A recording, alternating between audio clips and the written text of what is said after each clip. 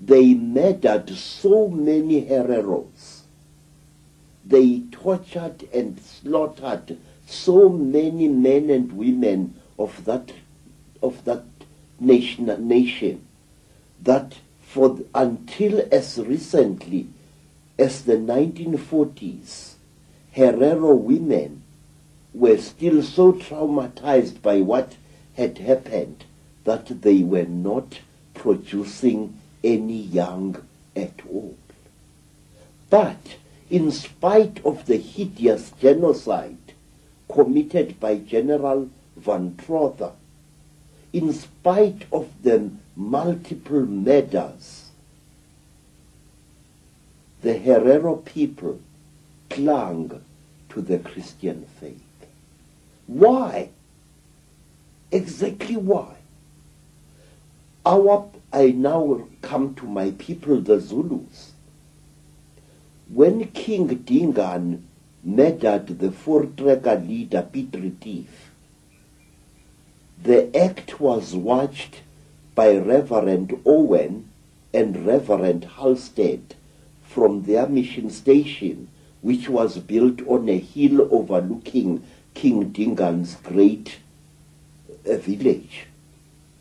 Halstead and Owen, unharmed by Dingaan, decided to flee from the place after that.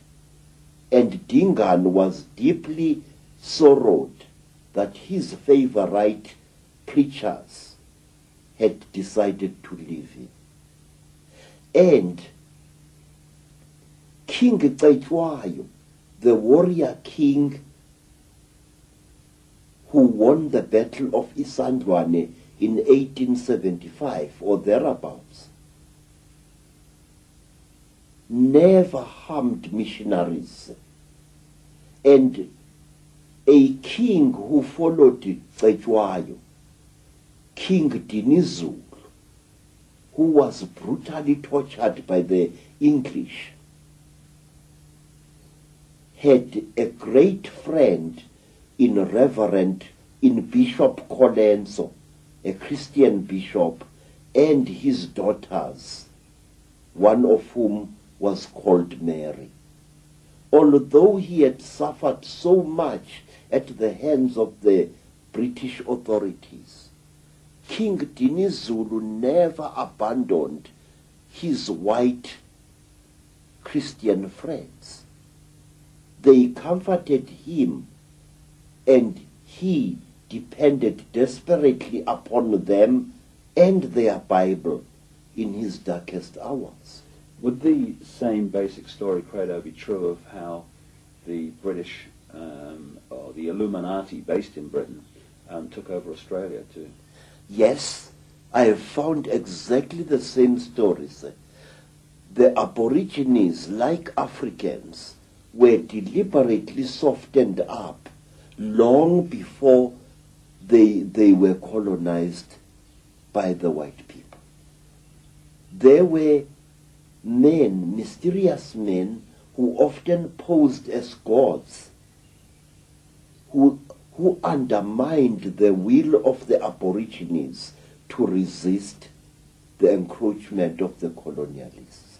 It's also interesting that Captain Cook, who is the guy who's supposed to have, quote, discovered Australia, New Zealand, that area of the world, yes, was actually sponsored and funded and in fact controlled by the Royal Society, which was a Freemasonic and is a Freemasonic science operation based in London. Yes, sir. Let me show you another interesting thing. There is a man I have been investigating in vain for over 40 years now. A man who committed acts of hideous genocide upon our people here in South Africa. A man of whom historians are so fond that he is practically a white cow whom you may not dare to point a finger at. If you see me sitting in front of you, a man who was demonized over 30 years ago by the South African news media, it was because I asked questions about this white man, Sir George Grey. Who was Sir George Grey? What was he? Was he a Freemason? Was he an Illuminati? How is it that this Sir George Grey, who is the actual founder of the most oppressive laws that British colonialism ever settled our people with, apartheid was laid down by Sir George Grey. The carrying of identity papers was laid down by Sir George Grey in the 1850s, in the last century. And Sir George Grey dealt our kings a mortal blow.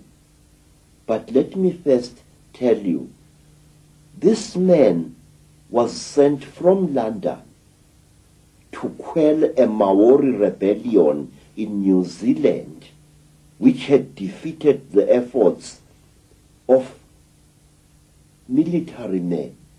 The Maori were unstoppable. Their rebellion was blazing like a bushfire through New Zealand. But when George Grey was sent to New Zealand, he managed to quell this rebellion with very, very little loss of life. What did George Grey do? I have never been able to find a book which tells me exactly what did George Grey do in New Zealand in order to pacify the Maoris who had beaten the efforts of the British soldiers. Because that same George Grey was brought from New Zealand to South Africa in order to quell a great rebellion by the Xhosa people. And George Grey used outright trickery in order to force the Xhosa people to actually destroy themselves. George Grey deliberately and cold-bloodedly tricked the Xhosa people into slaughtering their own cattle, burning their own crops. It is one of the saddest stories of our country's blood-drenched history. And almost overnight, George Grey reduced the Xhosa people of the Eastern Cape into a nation of dying skeletal starvelings. Because after George Grey had manipulated the Xhosas with raw trickery into destroying their crops, destroying their cattle, he practically had them on the plate. Hunger, raw hunger and starvation achieved what military might had failed to achieve after many, many embattled decades. George Grey was a psychologist par excellence. George Grey was a trickster who knew the native races, and he knew how to exploit their beliefs to bring about their own destruction. Let me show you what Grey did. One day, when great tension was boiling up in the Cape, and when the colonialists were threatened by yet another border war between themselves and the Xhosa people,